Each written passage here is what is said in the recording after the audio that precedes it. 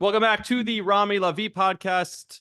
Today is Friday. It's May 3rd. We'll do a quick weekend preview. I'm still not over the Knicks win. I keep watching the highlights, listening to consuming as much content as I can.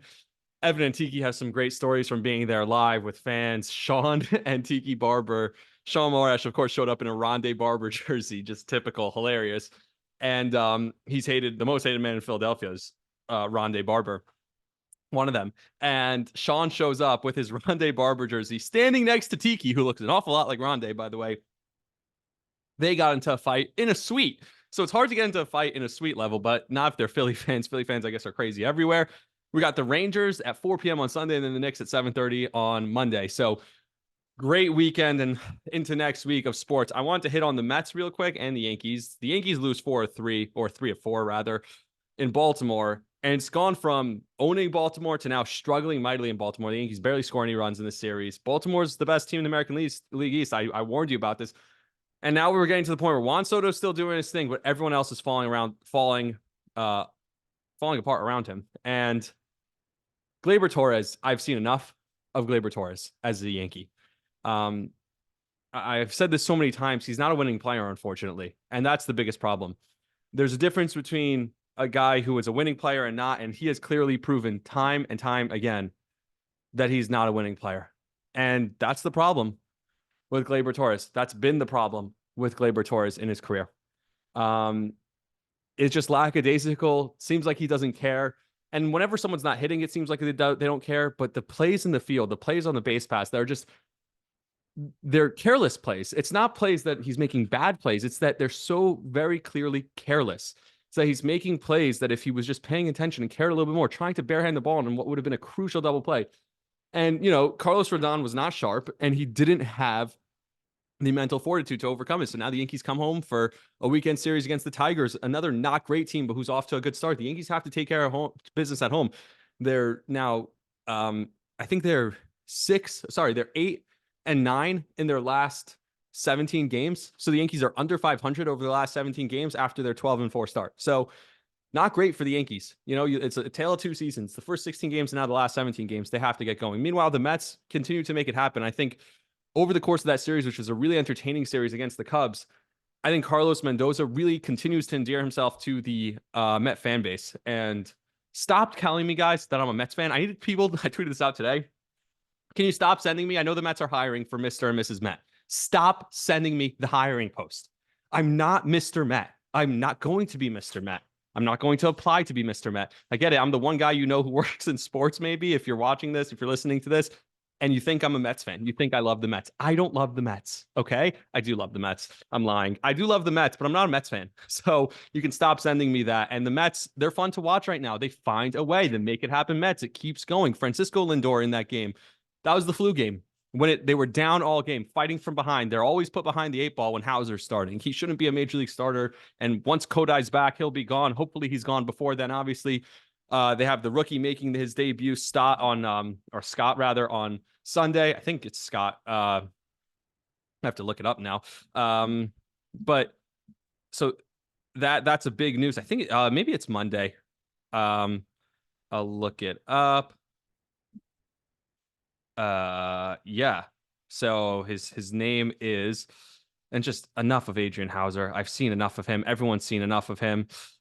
Christian Scott for the Mets. So yeah, that should be exciting for Mets fans like myself. Just kidding. I'm not a Mets fan.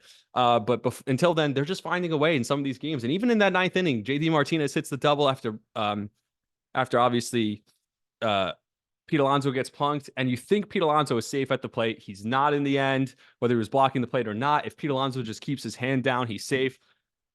Unfortunate break for the Mets. That's the bottom line. But then they come back the next day in a game they're down with Hauser on the mound. They can't score any runs, and Lindor does it not only once but twice. When they're down in the first part of the game, he has the big hit to tie the game. And then a second time, he has the walk-off hit down 6-5 in the 10th or 11th inning. I think it was the 11th, down 6-5. He comes out and he ties the game. And also, I mentioned Mendoza. He endears himself to the fan base because him arguing on the field was calling the hot mic. The umpire never turned his mic off.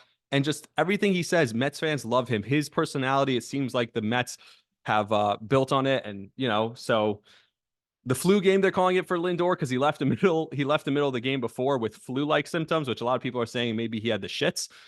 So he had to go doo-doo.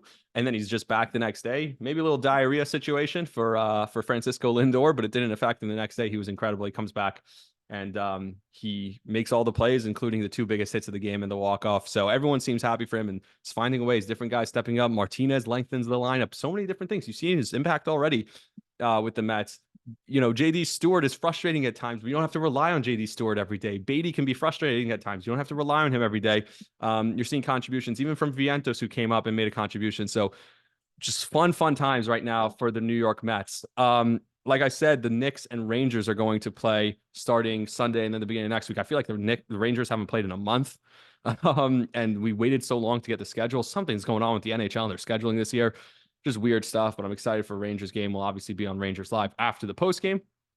And the Knicks, just more things coming out. I mean, I saw Colin Cowherd talking today about, Villanova, that connection, the guys who care, guys who play hard. There's so much love right now. I love that thumbs up for Brunson and DiVincenzo and those guys. And I also saw Dante saying he got going. And I love that I said this on the show yesterday because he got going by playing against Maxey on the defensive end and really shutting him down the entire game. And he got going. And by the way, one more thing I'll get to in a second, but he got going because of the defense. He said, Tibbs put me on Maxey and that tough assignment locked me in. So that's so cool that I said it. And then DiVincenzo said himself, yeah, that's happening. And if you watch the full post game with those three guys, they're such clowns. They love each other. They play with each other. And I don't know if it's going to be enough in a league that's built on talent to ultimately win them a championship. But it's going to be enough it's gotten them past Philly, and we'll see. This shouldn't even be as hard of a round. Don't relax. Don't settle back. But, Indiana can score a ton of points, and the Knicks have had some great, tough games against them this year. So we'll talk a lot about that series coming up on Monday, but I'm excited for that series. I'm excited for the Knicks. And the last thing, I said Joel Embiid scored 2 points in the fourth quarter. He scored the 2 points when they needed a 3. And so Anunoby just let him go right inside and score and didn't give up any resistance because he didn't want to foul and get him to the line with a chance to tie the game. So that was right after the big Josh Hart 3. And that's also Josh Hart. Ups and downs shooting when you need him most. He hits the biggest 3 of the series, biggest 3 of the season. All right, that's going to do it for me. Just quick 10 minutes here, maybe even less. But remember to buy the hats and shirts and the new swag. There's a whole bunch of new line at Huga House. So use my code RAMI, RAMI, for 15% off your purchase. And then also send pictures, tag me in them, show me the swag that you got. And also, let's go Knicks, let's go Rangers. Obviously, Mets and Yankees need a big weekend from the Yankees, and the Mets continue doing what they're doing. They're in Tampa. They're already off to a good start down there. So lots more to talk about. We'll talk about it all on Sunday or Saturday. Maybe we'll have some time on Saturday. Probably not, but if not Saturday, Sunday, unless something crazy happens on Saturday. Until then, like, subscribe, share the podcast. Love you guys. See ya.